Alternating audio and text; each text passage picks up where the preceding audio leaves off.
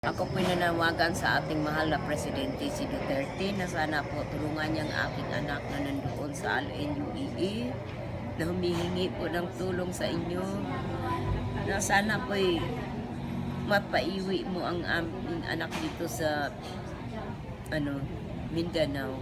Sa piling ng kanyang mga anak kasi yung mga anak niya tanong ng tanong kung saan ang nanay nila. Gusto daw nila magkasama. Sabi ko, mag-antay lang kayo, uwi din. Sinabi ko. So sana nga matulungan nga kami ng presidente na maipalabas niyo yung anak ko. Sana po, Mr. President, tulungan po kami na maipalabas mo si Jennifer Dalquez. Maiiwi mo sa kanyang pamilya at makapiling niyang muli ang kanyang mga anak. Kasi pag-alis ni Jennifer is 2 months pa yung bunso at saka 2 years old pa yung 7 months pa yung bunso at saka 2 years old pa yung panganay.